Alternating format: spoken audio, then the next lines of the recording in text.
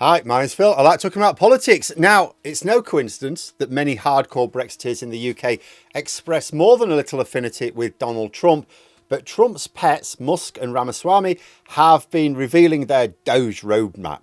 And if Farage likes to describe the extreme Tory Brexit as being a bit half-hearted, a bit milquetoast, what the next US administration is proposing is Brexit on a heavy dose of crack and monster at the same time. But first, for daily political commentary, please click the subscribe button so you don't miss out. So, Brexiteers who were outside government over the past few years were able to defend their failing project by claiming that the Conservatives didn't really believe in it, so they didn't do it properly. A ridiculous suggestion because Boris Johnson demanded that all Conservative candidates in 2019 had to subscribe to the hard Brexit. Now, sure, a few will have just pretended to do so, but it meant stacking the parliamentary party and, of course, the government heavily in favour of the most reckless Brexit proponents in the country. It's just that a government has to contend with economic and political gravity in a way that people like Farage don't. He can insist that it is possible to fly off a cliff if you just flap your arms enough, because he isn't actually having to do it himself. But what's being proposed in America is way more extreme than anything even the Tories attempted. There will, of course, be economic and political gravity for Trump as well. But when you look at what they're intending, it is off the chart insanity. So let's go through the list, as understood by the Washington Post. First, putting DOGE people, we're going to have to keep using that word, sorry, it's their word, at each US agency, and then using advanced technology to identify thousands of regulations to cut across government. So this is like what Dominic Cummings and Jacob Rees-Mogg were trying to do. Dominic Cummings wanted to replace key civil servants with those who exclusively had a hard Brexit mindset, and Jacob Rees-Mogg wanted this massive programme of cuts to regulations. But Moggy tried to do it by claiming, oh, we're just getting rid of EU rules, or just EU rules. In reality, he wasn't, because there weren't any EU rules left. He was using it as an excuse. But even then, the current Tory leader, Kemi Badenoch, who ended up being in charge of that project, massively scaled it back when the consequences became apparent to her. And even then, she managed to accidentally remove the right to equal pay for women while she was doing it, which was a little bit embarrassing for the Women and Equalities Minister.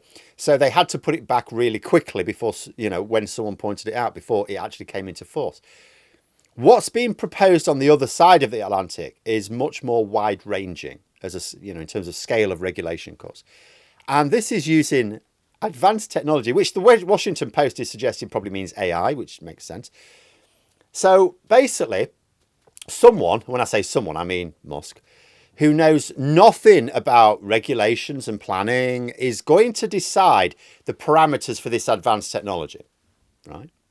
They're going to set the parameters and then just uncritically cut all the regulations that this poorly designed software spits out.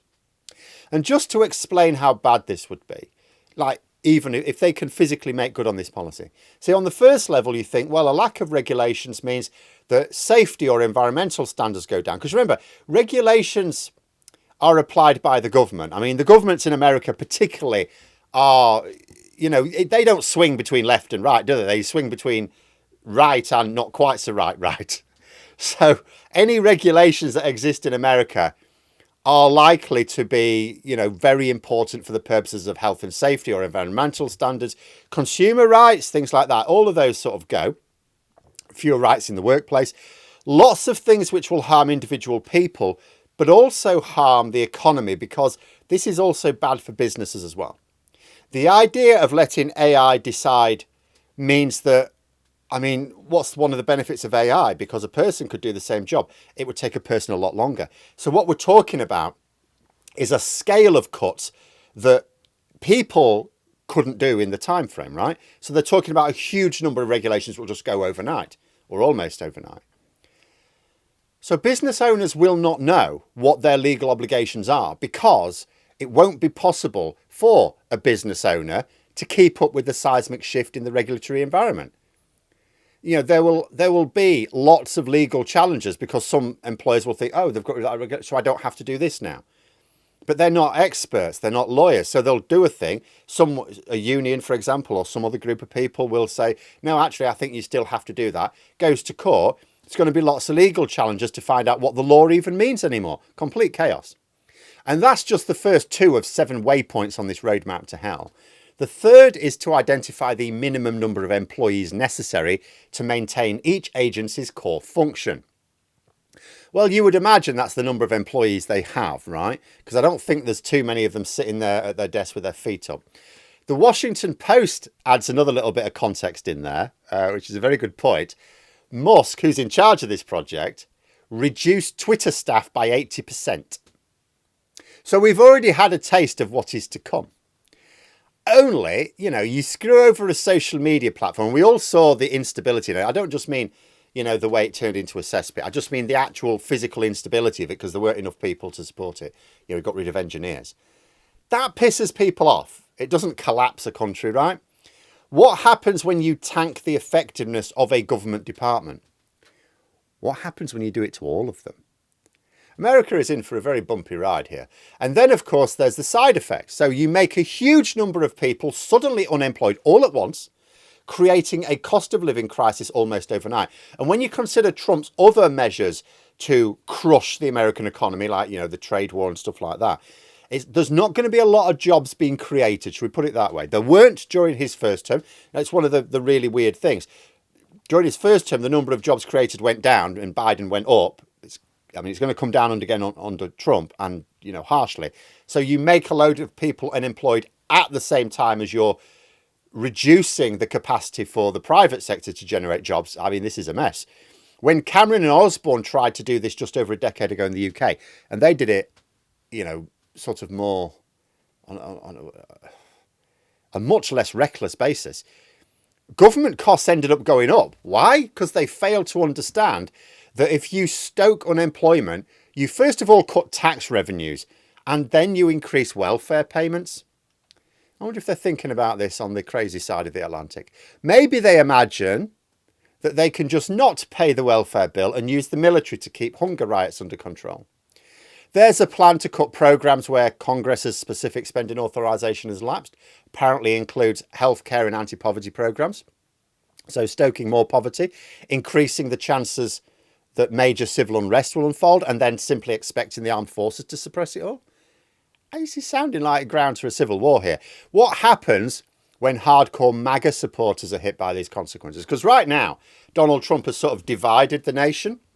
What happens when his own supporters are disproportionately hit by these measures? Goes on to say to approve a temporary suspension of payments pending a large-scale audit.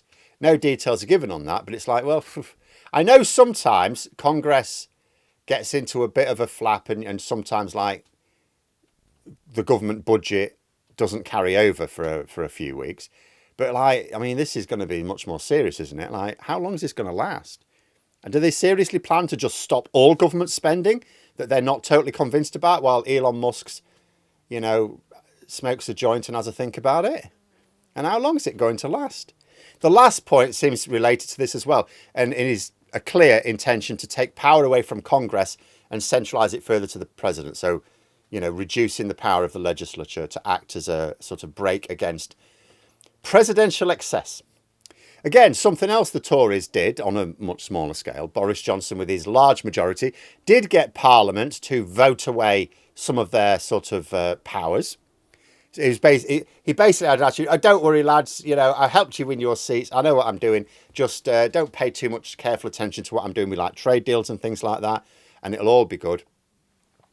What this Japanese meme dog department is seeking to do is actually, in all respects, what the Tories tried to do in office here, only they've cranked it up to 11. In fact, it is basically what Farage has said the Tories should have done to make Brexit work. And now, sure, like I've said, Trump may well proceed with no caution and Congress may decide not to oppose him too strongly. We will see. It'd be quite fun if we ended up with a big showdown between Trump and the Republicans in Congress. But political and economic gravity still exists, even if Trump gets the authorization to do everything he wants here. If they are actually able to carry these policies out, I would find it very difficult to believe the government could survive 4 years. But as these are their policies, and I believe they genuinely mean to carry them out, I have to work on the assumption that they will be able to until I physically see evidence that the courts and Congress will stop them. I mean, what on earth is this going to look like in 2 years' time? And with a slightly more selfish hat on, I'm thinking, what happens to the way Farage and Badenoch are seen in the UK because they've backed Trump to the hilt, when the full horror of these policies unfolds? And in other countries as well. Like, you remember, the hard Brexit forced... There's various anti-EU groups around Europe who also had policies of leaving the EU. They had to drop them all after Brexit because even their own supporters looked at it, yeah, we need to rethink this one, I think. It's far too horrifying. Might we see a similar impact here? Might the full fat attempts at free market capitalism make people in Europe sit up and take note of what happens when you listen to the populists and ideologues? You know, what will Trump be able to do? Will he still be able to con his supporters that he's this great visionary, even as his country dissolves? But there we are. Those are my thoughts. Let me know yours in the comments below. If you enjoyed the video, please click the like button. And if you'd like to support the channel further, you can join for memberships. Thanks for watching. Until next time, I'll see you later.